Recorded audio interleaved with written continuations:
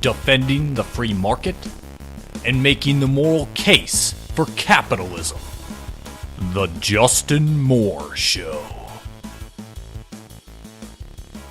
Hey everybody, welcome to the Justin Moore Show, where we make sense of what's going on in this crazy, insane, out of control world. And now, ladies and gentlemen, this last week, watching March Madness, I always like watching that on TV. It's the college basketball games. I always fill out a bracket, and it was looking good. The first two rounds, man, I was like in the 99th percentile. It was awesome. Then things went to hell when Xavier lost. But I had my TV on. For some reason, I had it on ABC. I never watched the news. And here I was seeing promos for coverage of the Parkland shooting rally and just all this stuff talking about more gun control and then hearing about the Stormy Daniels interview upcoming. And you've got to be kidding me. This is why I don't watch the news. I never watch it. And I see this crap. I'm shaking my head like, you're effing kidding me. I mean, no. Oh my gosh! Seriously, this is why. You just got to turn it off. It's not worth it. Your head will explode seeing all this crap, this low IQ crap, and then like Stormy Daniels. Why is she coming out like this? Well, this is pretty obvious. Okay, Stormy Daniels, she's the porn star. I don't know if I can call her a former porn star. I don't know if she still does porn, but apparently now she travels around America on some sort of circuit. And I think she's a stripper, and she's on the Make America Horny Again tour. So to tie in with that, let's tie in with this. Okay, I slept with Donald Trump one time, and Donald Trump made famous the Make America Great Again, little campaign slogan. Well, from her perspective, let's see, if I can get people to focus on me and I have this big old interview on mainstream media TV talking about my affair with Donald Trump in 2006. Now think about this. Stormy Daniels, she's done with that little interview. I guess we didn't learn anything from it. I didn't watch it. I had to actually hear from other people based on this. That apparently is a waste of time, so I'm not going to focus my time on it. I don't give a crap. But Stormy Daniels now, she's off from that TV interview. Her lawyer says they have more, probably BS. She probably did sleep with Donald Trump. I don't doubt that. Donald Trump is a sort of playboy. He's the guy who started the Make America, not Make America Great Again, the beauty pageants. It was Donald Trump that did that. I remember hearing him, with quotes and all that, and I'd watch him on The Apprentice. Oh yeah, I love beautiful women. Yeah, beautiful women. Mm-hmm. So, that's his sort of thing. And now here's Stormy Daniels. She gets back on the road on her Make America Horny Again tour. Well, what's she going to do? You got these guys, watching her during her little tour. I don't know if she's putting on a sort of show, or is she actually just kind of like a stripper with, a show tied in with it. I don't know what the hell's going on with it. But think about it. If you're a guy at the strip club, and if you like to frequent strip clubs, it's like, oh my gosh, there's Stormy Daniels. Dude, I so got to get a lap dance from her. And then you can tell your buddies, I got a lap dance from Stormy Daniels. And so that's going to raise her price way up. Think of strip clubs with billboards. Stormy Daniels here tonight, or here Saturday, or here May 21st, whatever. So it's making herself more marketable. She's becoming a sort of, household name now. So from her perspective, I totally understand it. None of this really surprises anybody, I don't think. But anyway, guys, that's all besides the point. There's so much other crazy crap going on. I was going to do this episode earlier, but I never got to it. And hopefully next week, or the next episode, I can crank out in like 3 days, or I can have it out by Tuesday, Wednesday, and we have Easter coming up here. So just so I can try to get back on track here. So anyway, guys, recent news. What happened last week? We had the Republicans. They passed the $1.3 trillion omnibus spending bill. So what's this bill going to do? Well, it's going to keep the government funded until September 30th. So basically that's at the end of fiscal year 2018. Because the government, their fiscal year starts October 1st and goes till, September 30th. So here we are. We're funded till the end of the year for fiscal year 2018. And just before I get into this bill and how disgusting it is, and oh my gosh, all the sort of stuff I talk about on my show, it's all right here. Let's look at this. Ben Sass, he was I met him at Freedom Fest last year. Really good guy.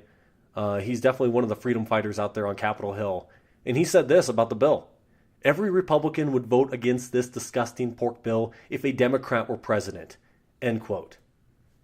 And then he's pointing out kind of in a later quote that the president should not sign it. Well, news, you guys all know this. The president did sign the bill. So here we are. And he's exactly right. The Democrats, and when Obama was president, oh my gosh, the Republicans were up in arms. Oh no, you can't spend all this money. You're going to pass all this debt on to our kids and our grandkids. Well, here's the Republicans doing the exact same thing. Actually, no, it's much worse than that. I'm going to get into, you want to relate this to how Obama's spending was and how George W. Bush's spending was and Bill Clinton. Oh yeah, I'm going to lay that all out. Let me just do that a little bit later here. Let's read another quote here about the bill. This is from Chuck Schumer, Senator Chuck Schumer from New York. You guys all know who he is. He's the slick car salesman. And I remember telling you guys on episode, I don't know how long ago this was, where, when I was an intern on Capitol Hill, I was in Max Baucus's office as a little intern. Yeah, he's a Democrat. I know. I worked for a Democrat and a Republican, so call me bipartisan. So anyway, yeah, I would see Chuck Schumer coming in and out of the office. You see him just walking by, his little eyes darting side to side, and just in a really fast-paced walk. Oh yeah, Chuck Schumer always scheming something, and you could just tell looking at him. And here's a quote from Chuck Schumer on the bill, the 1.3 billion. 1.3, did I say billion earlier? I mean $1.3 trillion omnibus spending bill. Okay, so here's Chuck Schumer. Every bill takes compromise, and there were plenty here, says Senator Chuck Schumer of New York, the Democrat leader. But at the end of the day, we Democrats feel very good because so many of our priorities for the middle class were included. So here's Chuck Schumer. If the Democrats take the majority in the Senate, which is going to be kind of tough since a lot of the seats that are up are Democrats, so they're kind of protecting more of their own. But who knows? Chuck Schumer is happy about the bill. So when Chuck Schumer is happy about a bill, that's a pretty good indicator that, it probably wasn't good for liberty. Okay? Yeah, believe me. Yeah, that's my Donald Trump. Okay, so we have Republicans passing this $1.3 trillion omnibus spending bill. And remember back when Obama was president? We had Pelosi talking about with the healthcare bill, Obamacare. We got to pass the bill to find out what's in it. Well, here's the Republicans announcing and writing a 2,232-page bill, and they had 24 hours to read it, or less than 24 hours to read it. How many people can read that fast? I know I can't. Atlas Shrugged took me like a month to get through. I was reading that dang thing when I was in the tractor plowing fields. I got the GPS, hit resume, okay, getting to the end of the field, pick up the plow, turn it around, hit resume, or actually lower it, hit resume, and then continue reading. But I always had to make sure I had to check back and forth, just to make sure, things didn't break on it and make sure it was going to the ground and everything looked right. Otherwise, you got to go back there and adjust it. But that's besides the point. Pelosi, yeah, we have to pass the bill to find out what's in it. Now, here's Republicans. Well, basically, without saying it, yeah, you got to pass the bill to find out what's in it, because nobody read it. And now, heck, before we really get into this bill, no, let's just go to Trump's tweets.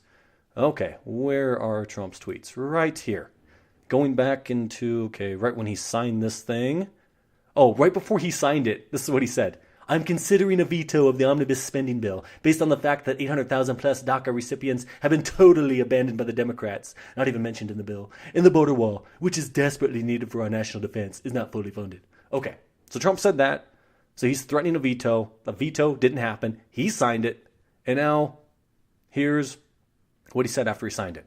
As a matter of national security, I've signed the omnibus spending bill. I say to Congress, I will never sign another bill like this again. To prevent this omnibus situation from ever happening again, I'm calling on Congress to give me a line item veto for all government spending bills. Well, Trump, that's really cute of you to say that. But you know who also called for a line item veto? Obama called for a line item veto. Yeah, the guy who took the debt to $10.5 trillion to $20 trillion. George W. Bush called for a line item veto. So, you're in good company, Trump. Since we're right now, our past few presidents, these are the largest and biggest spending presidents we've ever had in the history of the country. When Obama was president, I did podcasts here, guys, saying, and girls, saying that Obama spent more than all the presidents from George Washington to Bill Clinton combined. Okay? And now Trump is going to do a number on what Obama did. That is how bad this stuff is. That is why it doesn't matter about the parties. And I've stressed that from the very beginning on this show. that it doesn't matter what the hell they're saying. Conservatives, Republicans, they talk a good game. Oh yeah, we got to cut this, cut that. Oh no, but that military, oh, national defense, oh yeah. That's always their way out. That's their way they weasel their way out. And that's exactly what they do. Everything can come down to national security, can't it? Man, I never even got to experience air travel before the attacks on 9/11. Man, I hear stories from my little coworkers. Oh yeah, families could say goodbye to their loved ones right up at the gate. You don't have to go through security. You just get right on the plane. You could have more than 3 ounces of liquid in your little bag. Oh man, I couldn't imagine air travel like that. I never got to experience that. I have to deal with the TSA, and I've heard so many stories. I've had TSA be a jerk to me, or jerks, guys and girls. And oh my gosh, yeah, government workers. But I have to say, I can't just bash all government workers. I'm sure some of you who listen out there, you're government workers. There are some who are really good, and they're really nice, actually, and which is kind of rare. That's why when I see it, I'm like, oh wow, that's cool. I actually got like decent service. Actually, I was at the post office. I had to go, renew my passport because I'm right at the 10-year mark. And the girl's just really nice to me. The last time I was in my local post office, I've had some recently pretty good experiences. Yeah, renewing my license for my truck. So, I don't know. So there are some good ones out there, but there are a lot of crabs out there. Because they have no one to, basically like with TSA, they don't give a crap. And they change the rules all the time. Sometimes they tell you, oh yeah, you can leave your iPad in your bag. Other times, take it out. Then you hear these little bossy little creeps saying, come on, we've been doing this for 10 years now, blah, blah, blah. Take all your big electronic items out of the bag. And I've been flying a lot lately. Now that I have, these flying benefits and all that. So I've seen it more than before. And just TSA, where yeah, they made me throw up my little water bottle, so I probably had an ounce of liquid in it. I just heard a story about a guy who was, he was going through TSA. Actually, my girlfriend told me this because she was just flying back from Texas, and this guy had a liquid that was 3.1 ounces, and the TSA guys, yeah, you got to throw it. It has to be less than 3 ounces. The guy's starting to raise his voice, kind of like, what? Are you kidding me? It's 3.1 ounces. No, the TSA guy's like, no, sorry, it's over 3. But really, does it really matter if it's over 3 ounces by 0.1? What the hell? And that's why all this stuff is arbitrary, based on the TSA guy. Are you going to get a good one, a bad one who's strict, one who's not? What the hell? The stuff that we put up with. But people think, oh yeah, things are fine. Things are great. Do I even want to read any more tweets from Trump? I'm trying to look here. Much can be done with, okay, this is another Trump tweet. Much can be done with the $1.6 billion given to building and fixing the border wall. It just is a down payment. We'll start work immediately. Okay, the rest will come. And remember, DACA, the Democrats abandoned you, but we will not. Okay, there's Trump right there. Okay, I'm done with his tweets for now. He's always tweeting. Okay, now let's get more into this bill. So yeah, it's $1.3 trillion. Let's keep in mind the Republicans just passed the tax cuts, which I did kind of support. But it is conflicting in my head too, where yes, we want to cut the deficits. And the main way to do that is by cutting government spending. Well, the tax cuts in the short term, they're going to add to the debt. The tax cuts are projected to add $1.5 trillion to the national debt over the next 10 years, over the next decade. And I guess when the tax cuts originally came out, they were saying like $1 trillion. It's between $1 trillion and $1.5 trillion for the tax cuts. Then the Republicans argue it'll pay for themselves, which if you do reduce taxes, which it seems like most people's taxes will come down, I think there will be some growth there. But now will it be enough to overtake the $1.5 trillion? I'm not sure. I don't know. I'm not qualified to give you really an opinion on that. We'll just have to wait and see what happens with that. So anyway, now let's continue on here. This is coming from National Review. Actually, National Review had a pretty decent piece talking about this and talking about the hypocrisy with Republicans. This is the very first paragraph in the piece to kind of give you an idea of what went on in this bill. In this bill, this $1.3 trillion omnibus spending bill passed by Republicans, it increases outlays for Pell Grants and Head Start and boosts funding for the Department of Labor and the Department of Education, not only above the requests Trump had made, but above the levels in Obama's last budget. It fails to deregulate the private health insurance market or to reform federal permitting rules on construction projects. Not a single agency was eliminated, though Trump's original budget proposal had called for 18 to be scrapped. It makes no changes to entitlement programs, and Here's something interesting. It actually forbids construction of a border wall in Santa Ana National Wildlife Refuge in the Rio Grande Valley, the very place Trump supposedly wanted to begin construction. So there you go. Trump was originally saying, "Oh yeah, we're going to cut 18 agencies, yeah," and that didn't happen. He's actually ramped up spending in a lot of these industries. And actually, here, this is from the Atlantic piece. This talks a little bit more about where some funding went. So we have the Department of Health and Human Services received $78 billion, nearly identical to the $77.9 billion Obama sought, and almost 20% more than what the Trump budget called for. Ditto for the Department of Labor and Department of Education, which got $1.5 billion more than Obama's final request, and nearly $12 billion more than the reduced level Trump sought. Obama-era priorities like Head Start and Pell Grants drew increases too. Okay, so that piece really kind of tied in with what I just talked about from National Review. I mean, these things that Trump was supposedly against, he just increased them even more so than Obama did. And then even during the Obama era, things that were passed through the jobs bill, the stimulus bill, like these Tiger grants. Oh yeah, Trump originally was talking about how he wants to, basically take a giant axe to the Tiger grants, which basically will help housing projects, that sort of thing.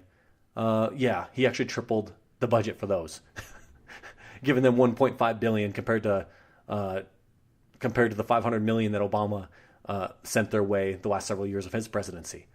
So all of this crap and more, Trump's budget. Okay, no, I have to say that there are just a few tiny little good things here. Okay, Trump's budget cuts 31% from the EPA. That's awesome. EPA, piece of crap, should be sliced, should be axed. 29% was sliced from the Department of State. Okay, great. That's good. And other international programs. And 21% was cut from both the Agriculture and Labor departments. Okay, that's good. Hey, I'm a farmer also. Yes, good. Cut the Department of Agriculture. There should not be a Department of Agriculture. Just get the hell out of my way. That's what I say. Let me actually run my tractor without the government telling me what I can and what I can't do. Okay? Is that too much to ask for?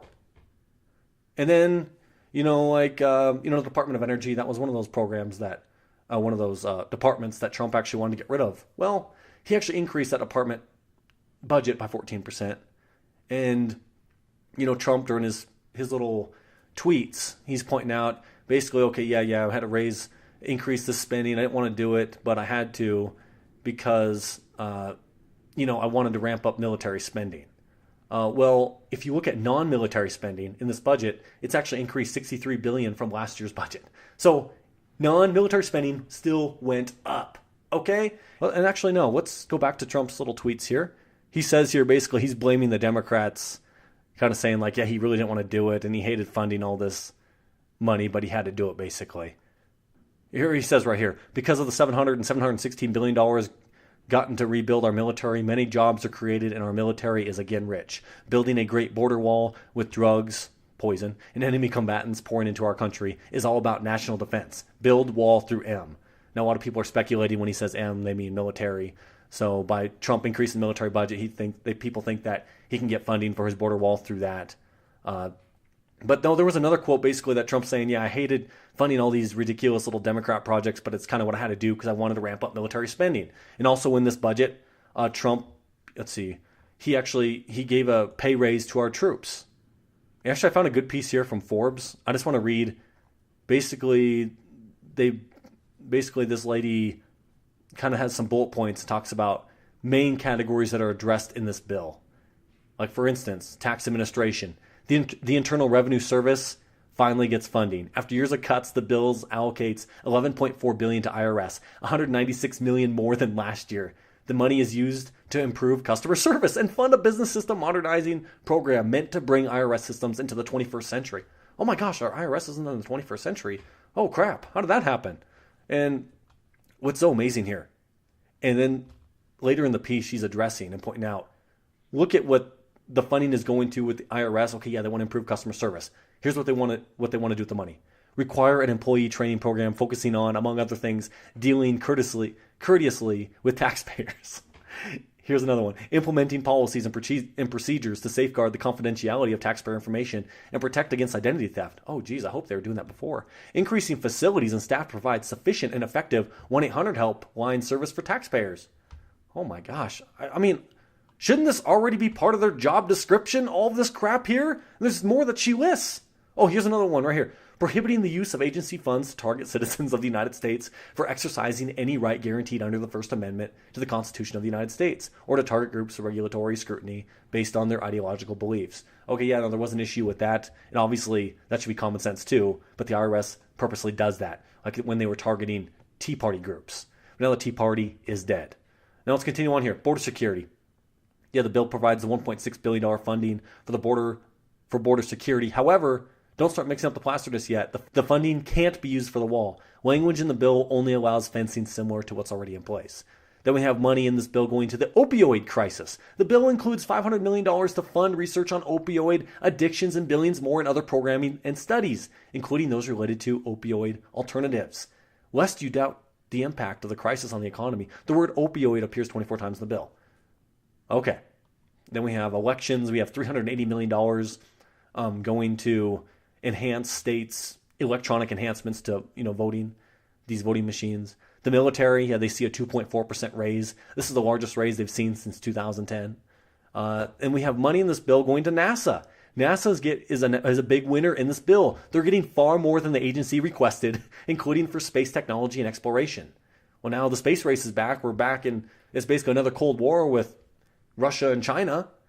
And continuing on here, we got funding for science. Many federal science and technology programs received funding raises, including the Department of Energy and National Science Foundation. Then we have arts. Well, the White House proposed eliminating funding for the National Endowment for the Arts. Congress insisted boosted funding by $3 million, ditto for the National Endowment for the Humanities. Spending for the Corporation for Public Broadcasting is retained. Oh, there we go. Public broadcasting still intact. And then finally, in the Interior Department. Funding stays about the same from 2017, though notably the National Park Service gets a boost, including $138 million to address the maintenance backlog. Oh, they can't keep up on maintenance? Oh no, that's too bad. Here's all this stuff, just more government infrastructure. But we have a Republican office. I thought we were going to cut back on this giant, big, bloated government, believe me. No, guys, the swamp is not getting drained. I don't know how many times I've said it on my show. I was attacking Trump before he got elected president, saying, hey, he says some decent things, but he's not going to drain the swamp. He's not going to cut spending like a lot of people believe. When the stock market was roaring, the dollar was hitting 15-year highs when Trump was elected in November until he came into office in January. Actually, the dollar just kept strengthening. And now look, and that's what I was saying. You can go back and listen to my podcast from that time. From the end of 2016. Go ahead. That's exactly what I was saying. That people are being overly optimistic. And to make matters worse with this bill, I mean, it is 2,232 pages. The Census Bureau will get $1.34 billion, which the Census Bureau is a big priority for the Democrats. Because, the Democrats, they like to know what the hell's going on with everybody and keep track of everybody, propaganda reasons, I guess. So here we are, my friends.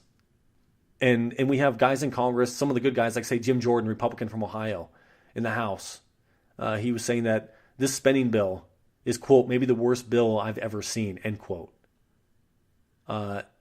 There is just some major issues. And now what I alluded to earlier in this episode, I was pointing out, hey, look, let's put into perspective Trump's spending with previous presidents. So according to Trump's, budget and what was just passed now, basically what we're looking at over 10 years of the Trump budget, he's going to add $8.282 trillion to the national debt. So that's a 41% increase from the $20 trillion that was the year-end debt under Obama's last year as president. So Trump will ramp up the national debt by 41%. And Trump's going to add the second highest amount in history. Now, Obama basically doubled what George W. Bush did, and what George W. Bush did was bad. Now here, let me go to this website here. I got pulled up, thebalance.com. We have Trump. He's going to add about $8.28 billion to the national debt. Obama added $8.58 trillion. Well, I think I said a billion with Trump. I mean trillion, sorry. Trump, he increased It was a 74% increase from the year end of the Bush's last budget. And then Bush added just almost $6 trillion to the national debt. And then you go back, Bill Clinton added $1.4 trillion to the national debt. Go to Ronald Reagan added $1.9 trillion to the national debt. So you look at all these previous presidents. Oh, Jimmy Carter. Let's go. Jimmy Carter, 39th president, the president right before Reagan. He added $299 billion to the national debt. So you have Jimmy Carter with $299 billion he added to the national debt. And then Reagan, next president, sweeps in. So we go from a Democrat to a Republican, which Republicans, supposedly better for deficits, but not really. He adds $1.86 trillion. So that's a 186% increase from what Jimmy Carter did. Okay? And it just keeps getting worse. Yeah, most of our recent presidents are Republicans. Bill Clinton was actually not too bad. He's in office for 8 years. He added $1.4 trillion. When Bush goes and takes that, runs the reins from Bill Clinton and adds almost $6 trillion. And then $6 trillion from Bush, then goes to close to $9 trillion with Obama. Then Trump will be around $8 trillion. This is not good, my friends. This is why, and that's why I've done so many episodes talking about Venezuela. Maybe I should do next week's episode, the one I plan on getting out here in a few days, talking about Venezuela. I mean, it's only gotten worse there since the last time I talked about it. That's a country that's in the midst of hyperinflation. Now, most people say in the U.S., oh, no, that can't happen here. No. And you look at gold prices, silver prices, they still haven't done crap. You see little things little times when it kind of pops up like, oh, maybe this is the time. But no, it doesn't come to fruition. It's just staying down there. But during these times, we're adding more debt than ever. We still have interest rates that are artificially low. They've still been near zero for around 10 years. Really, does this really set us up for the good times? And Trump still thinks that we're in the midst of this great, awesome economic recovery? No, that is all false. You guys listening to this show, you guys know that too. Protect yourself. Protect yourself when the cheap insurance you have right now with gold and silver at these prices. Can you believe? Yeah, during these times, gold and silver is this low. It hasn't taken off. That is such a no-brainer to me. Yes, think of it in terms of insurance, money you can set off to the side you don't need. That could end up saving your behind in the near future. We face something like a Venezuela. Oh my gosh. And I can tell you guys, everything I tell you guys and I recommend to you guys, I have done myself. So I hope you guys do the same. I want you guys to get through this. I want you guys to survive. I don't only want you guys to survive this next economic crisis. I want you to thrive. And if you thrive, you could be able to help out friends, family, other people you care about. And at the same time, you're helping them out. It's like, hey, okay, you want some money from me? You want me to kind of help you out in some way, some food? I got some food storage, whatever. Then maybe you should just listen to what I have to say a little bit. And you're going to come with some credibility. When you're talking about these things for anyone else before this crisis hits, that's giving you a lot of credibility. When everyone else is so concerned about gun control, all these social issues, this crap that doesn't matter, it's so disgusting. There's so many bigger issues out there.